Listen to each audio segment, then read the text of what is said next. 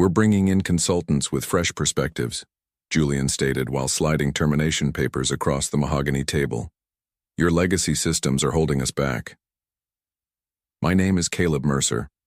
I'm 47, and until that moment, I'd been the senior systems architect at Iron Veil Technologies for 18 years. I built their core software platform from nothing but caffeine and code when we were just 6 people working out of a warehouse in Seattle. I nodded without emotion, taking the packet. I didn't argue or plead, just said, "I understand," and started packing my desk while HR watched. The new CEO had been with us for exactly 3 months. Young guy, barely 40, brought in by the private equity firm that acquired us last year. He wore custom suits and talked about streamlining operations and modernizing our approach. Never once asked me how the system actually worked. That morning I'd watched him strut into the office with 2 consultants from some trendy firm in San Francisco. Didn't take a genius to figure out where things were headed. 18 years. I'd turned down better-paying jobs, missed my son's baseball games, spent countless nights troubleshooting server issues while everyone else slept. I did it because I believed in what we built. They gave me 30 minutes to clear out. I took 15. On my way out, I passed Donna from accounting. She'd been with me since the early days. Her eyes widened seeing my box of belongings. "Caleb, what's happening?" "Time for fresh perspectives," I said quietly. The security guard walked me out. Tyler, a good kid whose father and I fished together on weekends. He looked at the ground. "I'm sorry about this, Mr. Mercer." "Not your fault." I drove home in silence. No music, no calls, just the steady rhythm of windshield wipers clearing the Seattle rain. My wife Karen wasn't home yet. I set my box on the kitchen counter and pulled out my coffee mug, family photos, and a small external hard drive. Nothing company property. Then I made a pot of coffee and pulled out my personal laptop. I opened a folder I'd created years ago. Inside was documentation proving I'd written the core algorithm that powered Iron Veil's entire platform on my own time, using my own equipment. The timestamp and copyright registration predated my employment contract by 6 months. I'd offered it to the company on a perpetual license basis, something the new management clearly never bothered to research. I sipped my coffee, knowing I wouldn't need to wait long. The first system would fail within days. I met Harold Voss in 2004 at a programming conference in Portland. We bonded over a shared frustration with existing inventory management systems. He had just started Iron Veil with his brother-in-law and 3 developers. Their product showed promise, but couldn't scale. Over beers, I sketched out an algorithm that could solve their database bottleneck. He hired me on the spot. For the first 5 years, we worked 80-hour weeks. I missed my daughter Olivia's first steps because I was debugging server crashes. Karen nearly left me twice. "You're married to that company," she'd say. She wasn't wrong. When Harold had his heart attack in 2011, I stepped up. Not as CEO, I didn't want that job, but as the technical backbone. I kept things running while everyone panicked. When investors came sniffing, I showed them our growth metrics. When competitors tried poaching our talent, I convinced key engineers to stay. Harold sold the company in 2019, said he was tired, wanted to spend time with his grandkids. I understood but felt the first crack forming. The new owners were different, all quarterly numbers and growth projections. Then came the pandemic. Our system kept functioning when others failed. Our clients, hospitals, supply chains, government agencies, relied on us completely. I worked 20-hour days ensuring nothing broke. The board gave me a plaque and a bonus. Nice gestures. Last year, another acquisition, private equity this time. They installed Julian Keene as CEO. 2 weeks after he started, he canceled our annual development retreat. Unnecessary expense, he called it, though it cost less than his signing bonus. 3 weeks in, he reorganized the engineering team without consulting me. Brought in his Stanford buddies as strategy consultants. A month ago, he called me old school in a management meeting. Said we needed to rethink our approach from the ground up. I saw it coming but kept my head down, kept the systems running. Karen noticed something was wrong. She's always been perceptive.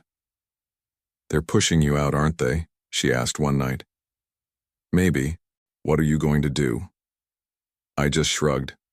But that weekend I updated my records, verified my copyright registration, made sure my personal code repositories were properly documented, not because I planned to cause trouble, just because I believe in being prepared. Through it all, I kept one thing to myself. The original algorithm, the mathematical heart of everything Iron Veil sold, had never actually been transferred to the company. I'd licensed it to them. There's a difference, a big one. 3 days after my termination, I was fixing our backyard fence when my phone started buzzing. 5 missed calls from Iron Veil's main number, 2 from Julian's direct line, 1 voicemail. "Caleb, this is Julian. We're having some issues with the core systems. Need your expertise. Call me back ASAP." I put my phone away and continued hammering. An hour later, more calls, texts from former team members. "Systems are crashing. Nobody knows what to do. The consultants broke something in the main algorithm. Clients are threatening to pull contracts." I finished the fence, showered, and made dinner for Karen and the kids. We watched a movie together. I turned my phone off. The next morning, I woke up to an email from Julian marked, "Urgent Consulting Opportunity." He offered me $300 per hour to come in and assist with transition issues. No mention of what happened 3 days earlier. I declined politely. By noon, their legal team contacted me. Something about proprietary technology and employee obligations. I forwarded it to my lawyer without comment. My lawyer called me an hour later laughing. "They clearly haven't read your original contracts," he said. "The algorithm's copyright is registered to you personally. You granted them a license that specifically prohibits modification without written consent. You're completely in the clear." That's when the reality truly hit me. 18 years. All that sacrifice, the missed recitals and birthdays, the sleepless nights, and they discarded me like outdated hardware. I walked to my home office and pulled out a business card I'd kept in my desk drawer for nearly a year. Elaine Winters, CTO of Meridian Systems. She'd approached me at a conference last spring, impressed with what Iron Veil had built. "If you ever want to change," she'd said, "we'd create something special for you." I'd been loyal then. Now I was free. I didn't call Elaine immediately. Instead, I drove to Lake Washington and sat watching boats cut through the water. For the first time in years, my thoughts weren't consumed by server loads or code deployments. My phone rang again. "Julian." "Caleb, we need to talk. The situation is critical." "I'm listening." "Our clients are threatening to leave. The consultants can't figure out your system architecture. We need you back." "As what?" A pause. "As a senior consultant. With appropriate compensation, of course." "And the outdated legacy systems?" Another pause. "We may have been hasty in our assessment." I watched a blue heron land gracefully on a dock across the water. "I'll think about it," I said. But I already knew I wouldn't be going back. Not as a consultant. Not on their terms. On the drive home, my mind was quiet, but resolute. The realization wasn't just that they needed me. It was that I didn't need them. 2 days later, I accepted Elaine's lunch invitation. We met at a quiet restaurant in Bellevue, away from Seattle's tech district. "I heard about Iron Veil's situation," she said after we ordered. "Their systems have been unstable for nearly a week." I nodded but said nothing. "Their clients are getting nervous, especially the healthcare networks." I took a sip of water. "They have capable engineers, but not the architect." She studied me. "You built something remarkable there, Caleb. Something that shouldn't be lost because of corporate short-sightedness." She slid a folder across the table. Inside was a job offer. Chief Innovation Officer, twice my previous salary. Equity, a team of my choosing. "We want to build the next generation of what you created," she said, "but with you properly valued this time." I told her I'd think about it, wanted to discuss it with Karen first. When I got home, there was a black sedan parked outside our house. Two men in expensive suits stood on my porch, Iron Vale's lawyers. "Mr. Mercer," the older one said, "we've been trying to reach you regarding an urgent company matter. I'm not with the company anymore. This concerns intellectual property developed during your employment. We'll need all your personal devices for examination. Standard procedure in these situations." I knew what they were after. Evidence that I'd taken company code or used company resources to develop my algorithm. Something to invalidate my copyright. "You'll need to speak with my attorney," I said, handing them his card. "I have nothing else to discuss." That evening, Julian called again. "Your lawyer is being difficult," he said. "This could get messy, Caleb. Legal battles, public statements. None of us want that." "What do you want, Julian?" "Come back. 6 months, full salary, help the transition team understand the systems, and we'll part ways amicably. The company keeps all rights to the technology, and you get a clean break." "The core algorithm was never Iron Vale's property," I said. "I licensed it to the company before I was even an employee." Silence. Then, "That's absurd. Everything you developed was work for hire. Check the original licensing agreement from 2004, it's still binding. That documentation doesn't exist. We've been through everything. Harold kept a copy. I kept a copy. The Copyright Office has a copy." More silence. "We'll need to verify that claim," he finally said, voice tight. "Take your time." The next day, they locked out all my former team members' access while the consultants attempted a system rebuild. By evening, 3 client servers had crashed completely. Karen found me in the garage methodically organizing tools I hadn't touched in years. "They're imploding, aren't they?" she asked. I nodded. "Does that make you happy?" I put down the wrench I was holding. "No. Good people work there. They don't deserve this." "Neither did you," she said softly. The following morning, Iron Vale's stock dropped 20% when news broke about critical system failures. My former team members started texting. "What did you do? Did you sabotage something before leaving?" I responded to each one the same way. I did nothing. They modified a licensed component without permission. By afternoon, Julian had gone from threats to bargaining, offering me a substantial consulting contract and public apology. I didn't respond. That evening, one of the consultants found the licensing agreement in Harold's archived files. Within an hour, Iron Vale's legal team contacted my attorney with a completely different tone. The trap they'd set had collapsed around them instead. A week after my termination, I met Harold for lunch. He'd been retired for 3 years but still kept tabs on the company he'd founded. "They really stepped in it," he said, shaking his head. "Trying to rebuild your algorithm from scratch? Idiots."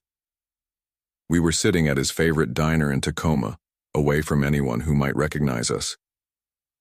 "Did you know this would happen?" I asked. Harold stirred his coffee. "I knew they didn't understand what they bought. These private equity guys never do. They see numbers, not architecture." He pulled out a worn folder from his briefcase and slid it across the table. "Remember this?" Inside was our original partnership agreement from 2004. Not the company employment contract, the personal agreement between Harold and me. It stated clearly that the algorithm remained my intellectual property, with Iron Vale receiving an exclusive perpetual license contingent on my continued employment or mutual separation agreement. "You protected me back then," I said. Harold nodded. "You were taking a risk joining a startup. I wanted you to keep ownership of your creation if things went south." "Did you tell the new owners?" "I tried. Mentioned it during due diligence. They weren't interested in technical details from the past." He made air quotes with his fingers. "Just wanted the assets and client list." That's when the full picture came into focus. Julian hadn't just fired me on a whim. The private equity firm was planning to strip Iron Vale for parts, sell off the client relationships and proprietary technology separately for maximum profit. They needed me gone because I was the only one who truly understood how everything connected. My termination wasn't about fresh perspectives. It was about making their asset stripping easier. "There's more," Harold said quietly. "Before I left, I put a clause in the sale agreement. If the core technology becomes non-functional for more than 10 consecutive days, I have the right to buy back the company at a predetermined price." I stared at him. Why would they agree to that? They didn't read the fine print, too focused on closing the deal. He smiled. "Also, I told them it protected their investment if the technology failed. So you can buy it back." "We can buy it back," he corrected. "I've got some money set aside and a few of the original investors are interested, but we'd need you." The pieces were shifting in my mind. Not revenge exactly. Something more precise. A correction. That evening, I received an email from an anonymous account. Inside was evidence that Julian and the consultants had been planning to sell our healthcare division to a competitor, a move that would have violated client confidentiality agreements and potentially exposed patient data. One of my former team members was clearly feeding me information. I forwarded it to my lawyer. The next day, 3 major clients announced they were suspending their contracts with Ironvale due to reliability concerns. Their combined business represented 40% of the company's annual revenue. By the weekend, the board called an emergency meeting. Julian was placed on administrative leave. On day 9 of the system failures, Ironvale's general counsel reached out with a settlement offer, a 7-figure payment in exchange for immediate license reinstatement. I didn't respond. That night, Karen and I sat on our back deck watching the sunset. "Harold wants to buy the company back," I told her. "With you? With me?" She took my hand. "Do you want that?" I thought about my 18 years, the code, the late nights, the missed family moments. "Not sure yet," I said honestly. Tomorrow would be day 10. Day 10 arrived with Ironvale's systems still offline. Financial analysts were predicting bankruptcy if the situation continued. Former colleagues reported the office was half empty, either layoffs or resignations. I met with Harold and my attorney at a private office downtown. Elaine from Meridian joined us by video call. "The board is desperate," my lawyer explained. "They've offered $3 million for a permanent license transfer." "And if we wait?" I asked. "Harold's buyback clause activates at midnight. The predetermined price is $8 million for the entire company." Harold leaned forward. "I've secured $4 million in backing. The other 4 would have to come from new partners." All eyes turned to Elaine on the screen. "Meridian is prepared to partner," she said. $4 million for 40% stake, contingent on Caleb joining as CTO with appropriate equity. I hadn't expected this twist. "I thought you wanted me at Meridian." "This is better," Elaine replied. "You'd be rebuilding something that matters to you, with the right team and support. And our companies could develop joint ventures that benefit both." My mind raced through possibilities. Taking back Ironvale would mean saving jobs, protecting client relationships built over decades, continuing work I believed in. "There's one more thing," I said. "The current employees. Many stayed loyal despite everything. They deserve protection." "Agreed," Harold said. "No layoffs for at least 6 months, and an employee ownership program." I nodded. "Then I'm in." We spent the day preparing documentation. My lawyer drafted the license transfer agreement, with specific conditions. Harold contacted board members who'd worked with him before, explaining the situation. Elaine prepared the partnership terms. At 5 p.m., we submitted formal notice of Harold's intent to exercise his buyback option. At 6 p.m., Julian called, panic evident in his voice. "Caleb, whatever you're being offered, we'll double it. Just fix the systems today." "It's not about money," I said. "Then what? A public apology? Your old job back, name it." "It's about building something that lasts, something that matters. This is business, not some idealistic." I hung up. By 8 p.m., Julian had been officially terminated by the board. They reached out directly, desperate to avoid the buyback. "We've made mistakes," the chairman admitted, "but we can still make this right." "You're right," I agreed. "By honoring Harold's buyback clause and facilitating an orderly transition, At 11:30 p.m., 30 minutes before the deadline, they conceded. The board approved Harold's buyback. Meridian's partnership was accepted. The paperwork was signed. At midnight, I sat at my kitchen table and wrote a simple email to my former team. The algorithm will be reinstated tomorrow morning. Iron Veil is under new ownership. No jobs will be lost. I'll explain everything at the all-hands meeting. Caleb. Karen sat beside me as I hit send. So you're going back, she said. Not back. Forward. I closed my laptop. Different company now, different terms. You'll be busier than ever. For a while, I admitted. But this time, I won't miss the important stuff. She smiled, skeptical but supportive. The next morning, I drove to the office for the first time since my termination. People stared as I walked through the lobby. Some looked confused, others relieved. Donna from accounting hugged me in the elevator. What happened? She whispered. Long story, I said. But the short version? Sometimes you have to let something break to fix it properly. The conference room was packed for the all-hands meeting. Harold stood at the front, looking energized despite his age. Elaine joined by video. I took my place beside them, feeling the weight of what we were about to rebuild. It wasn't revenge. It was restoration. 6 months after regaining control of Iron Veil, we held a product launch at the Seattle Convention Center. The room was packed with clients, industry analysts, and media. Harold opened with the company's history and vision. Elaine spoke about our partnership with Meridian. Then it was my turn. I stepped to the podium, aware that Julian was sitting in the back row. He'd landed at a competitor and was clearly there to gather intelligence. Today we're unveiling Integrasphere, I said, a completely reimagined system architecture that builds on our core strengths while embracing new possibilities. The screens behind me displayed the interface, streamlined, powerful, elegant. What makes this system unique isn't just the technology, it's the people behind it. Our team, many who've been with us for over a decade, built this together. I nodded to the front row where my development team sat. And we've restructured our company so they have an ownership stake. Their commitment deserves nothing less. The audience applauded. I noticed Julian shifting uncomfortably.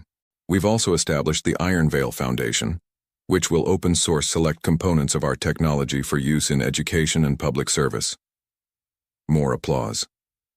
Finally, I'm pleased to announce that every client affected by last year's system failure will receive 2 years of service at no charge, plus migration support to our new platform. The room erupted. It was a bold move financially, but Harold, Elaine, and I had agreed. Rebuilding trust was worth the cost. As we opened for questions, Julian slipped out the back door. He'd come expecting to see a company limping back from disaster.